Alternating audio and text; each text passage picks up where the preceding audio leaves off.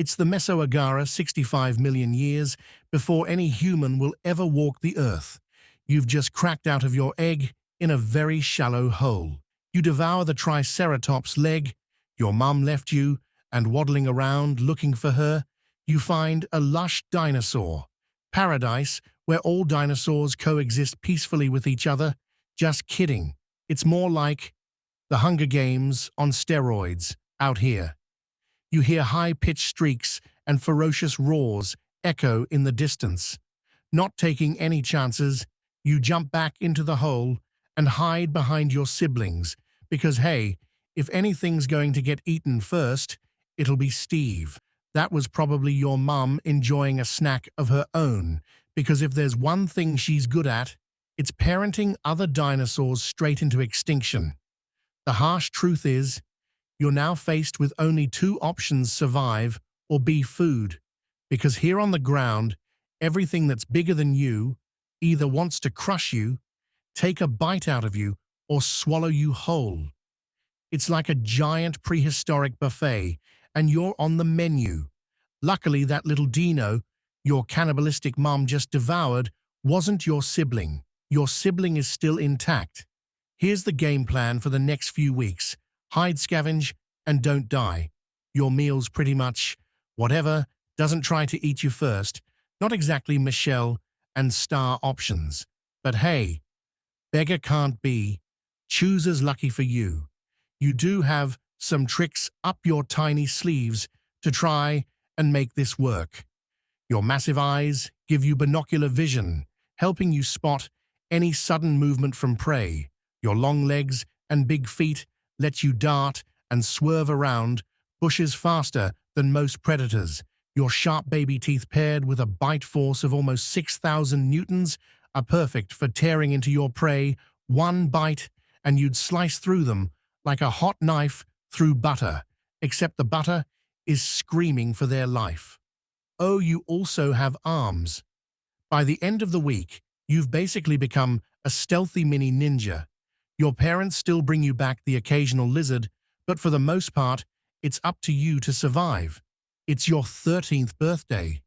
Honestly, didn't think you'd make it this far, and you're now officially a T-Rex teenager. Your muscles bulk up, like you're Arnold training for the next Mr. Olympia. You've now grown 25 feet, about as tall as a one-story house, and weighing in at a whopping 2 tons. You are basically the high school linebacker of the Mesozoic world. Nice, your speed now reaches up to 20 miles per hour. It's still not as fast as Usain Bolt, but thankfully, he doesn't exist yet. You've also found yourself a healthier diet, decapitating your victims to access the yummy, more nutritious parts behind their head. That's when you spot something in the distance. It's a lone Triceratops, grazing along the water, a juvenile silently. You sneak close enough to see its horns twist as it turns around, just in time to see you launch from the shadows. The Triceratops struggles, your jaws snap its neck like a Rice Krispie treat as you devour your meal. You make this your daily routine, roaming, hunting, eating, and sleeping, until finally, at around 20 years old, you are now an adult T-Rex with only about 8 more years to live. You start to realize that life as an apex predator can get pretty lonely, and the thought of sharing your glorious existence with someone else becomes very appealing to you. So you set off on your quest in search of your soulmate. Your first challenge is competition. You quickly learn that the mating game isn't just about who's the biggest and baddest, it's also about strategy, charm, and even some theatrics. You walk towards the local watering hole where the females gather, and that's when you spot her, a stunning female T-Rex with scales that glisten in the sun. She's fierce and confident, and you can't help but stare. So here's the plan. You're going to put on a show, make it dramatic, show off your hunting skills and agility first. By challenging the smaller dinosaurs, you take down the hadrosaur and let out a triumphant roar. Once you're done, you want to catch her attention, but more importantly, you want to send a message to all the other dinosaurs that want her too. The female T-Rex watches your display, a little intrigued, but wait, don't get too excited. Yet, your worse seems to have attracted other sorts of attention too. A fierce and angry adult T-Rex is also looking at you. It seems you've crossed into his territory. You really should have checked where you were before you started your performance. The ground shakes as the two of you clash, fighting tooth and nail to get the upper hand. This is a showdown that would determine the next ruler of this valley and who gets the girl. You dodge your opponent's powerful jaws and counter with a quick swipe of your tail.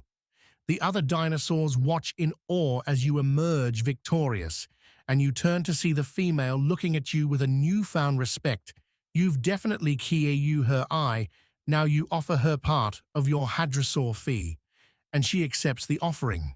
Congratulations, you've got yourself a mate. Here's the thing though, finding a mate is only half of what's to come. T-Rex life hits hard when you're suddenly faced with parenting. You stand protectively over your very own shallow hole and clutch of eggs. You and your mate take turns guarding the nest, warding off any potential threats, like scavenging raptors or pterodactyls that think they can snatch your babies. 4 months of restless nights later, your eggs begin to crack and the sounds of hatchlings emerge. You can't help but feel a surge of pride. Each little T-Rex that breaks free is a testament to your hard work and determination. The world is not kind to the young. You know that firsthand. These little babies are part of you, but they're also about as helpless as a cow at a dance-off. You're going to need to give them guidance, protection, and probably a crash course in survival. At first you do your best, bringing them back the occasional lizard, but eventually they'll have to figure things out on their own if they want to live. So now it's up to nature to run its course. Seasons pass, and you've become recognized in the region. The younger dinosaurs whispered tales of the fearsome T-Rex, the prehistoric Baba Yaga. You've covered out a space for yourself, a domain where you rule without challenge. Life is good, but then the years begin to take their toll. You're not the spry, quick hatchling anymore. You've grown larger, wiser, but also a bit slower. The other T-Rexes around you, the younger ones, eye you with a mix of respect and something else. Ambition, they're hungry for power. And as you age, the instinct to dominate begins to wane. You find yourself more content to rest in the sun, basking in the glory of your past. Hunts. It's time, again, to assert dominance. You rise, your massive body blocking the sun. Let out a mighty roar sound that echoes through the valley. The young T-Rex steps forward. It's a roar of echoing back at you. It's a challenge, louder, fiercer, full of raw arrogance. For a moment you think about how easily you could crush this little upstart, and the problem would be solved. You spent your whole life fighting for dominance, battling for territory, throwing down with anyone who dared to challenge you, but as you stare down at your opponent, something shifts. This time was different. As the young T-Rex charges at you, you feel your muscles ache and your mind heavy. You realize that the thrill is gone. You've been here before, over and over. Maybe you're just tired of the constant fight, the endless noise, the same routine of proving you're the biggest and the strongest. You lower your head. The adrenaline fades. Maybe it's time to step down. The world's ready for